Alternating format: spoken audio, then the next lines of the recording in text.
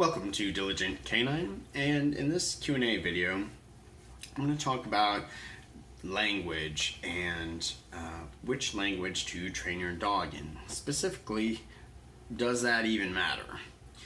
And the short answer is no.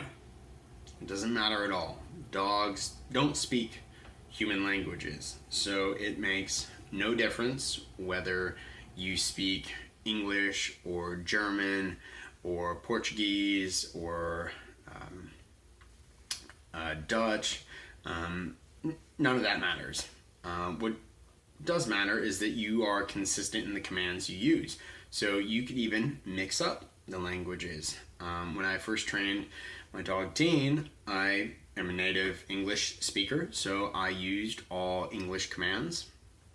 And then for formal things, for dog sport, I started to work in the German commands for things like sit and down.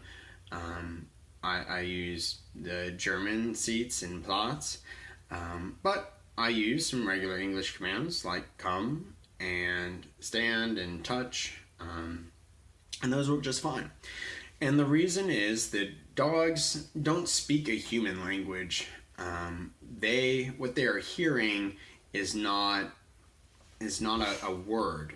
Words are symbols that we as humans attribute meanings to. So when I say sit, you know that means if I say sit in the chair, or that I'm sitting in a chair, you imagine my bottom being on a chair.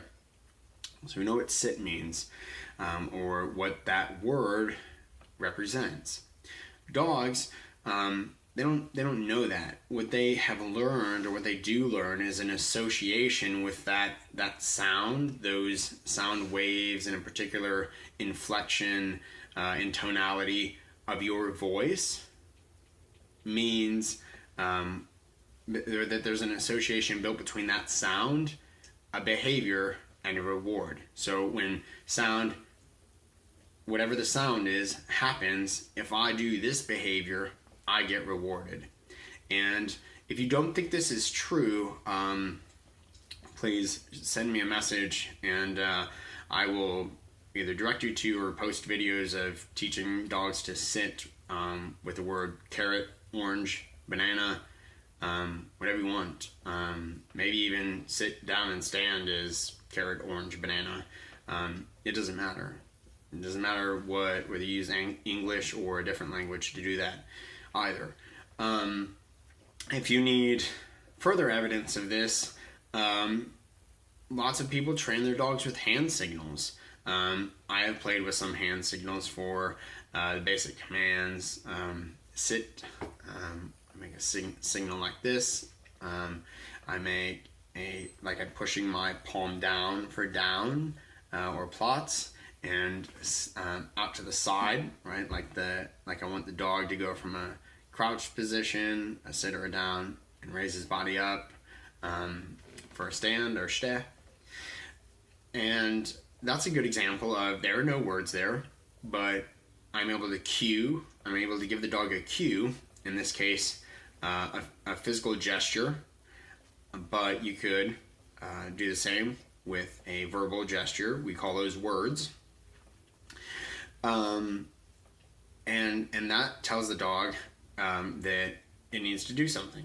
So through training, through repetition, through teaching the dog what you want to happen, you build on that. You let the dog know that when whatever cue you decide happens, if they do this behavior, they get the reward. Not when they do this behavior, not when they do that behavior.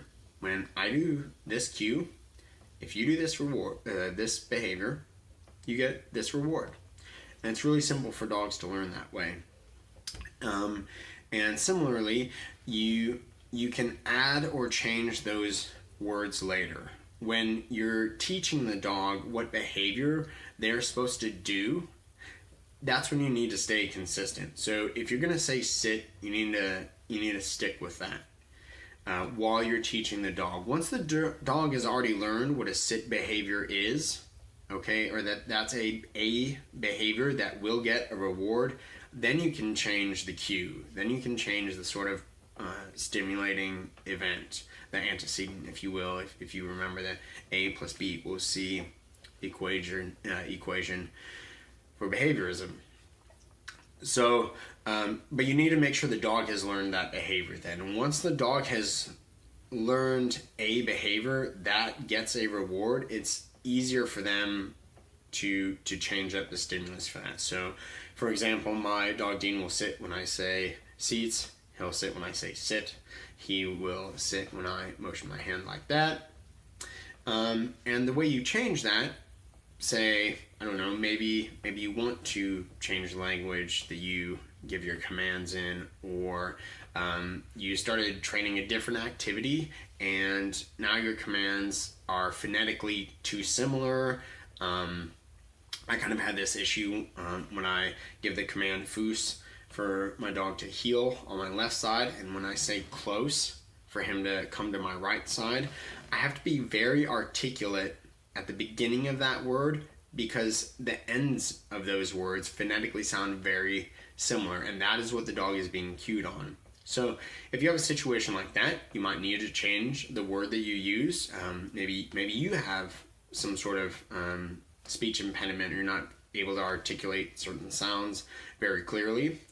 The way you do that is saying the new cue, or giving the new cue, whether that's a word or a hand gesture first, then the old cue, then the behavior happens, then you mark and reward.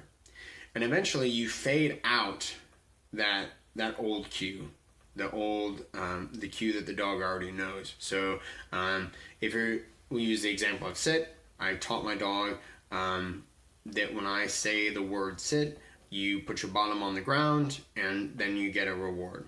So if I'm going to teach him German, I'm going to say sitz, sit, and then he puts his butt down, he gets his reward. And I'm going to keep those two cues paired together for many, many repetitions, and I'm going to just try it out. And you kind of got to just play with it. And if your dog is not ready and you say seats and he doesn't sit, then you know that you can just say seats, sit, and wait for the dog to perform the behavior and mark and reward it, and then try again at a later date.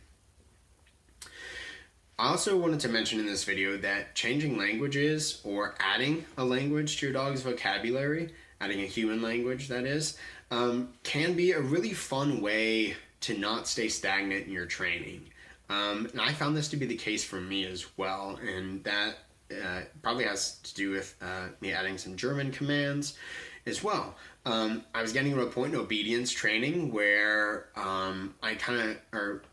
Dean and me together as a team had kind of plateaued with his obedience. Not that we were necessarily staying stagnant, but that we weren't progressing as fastly, or we had reached a point in adding stimulation or distraction to his obedience training where it was just going to take a little more work to get through that stage. So in the meantime, to keep us active, to keep us thinking, to keep us from getting discouraged, maybe you have a month of bad weather or something and you can't get out to the training field, but you still want to stay active in your training, adding a new language is a really good way to keep things exciting in your dog's training, and exciting for the both of you. And it's not too difficult because if you've done your training well, the dog already knows the behaviors. So he's just learning a new cue to those behaviors, which once the dog figures out, oh, that word or that sound, because dogs don't think in words, that sound is like that sound, and I'm supposed to do this behavior. So I hope that helps clarify some information on languages and cueing dogs. Again, the language you choose does not matter. It's being consistent with the cue.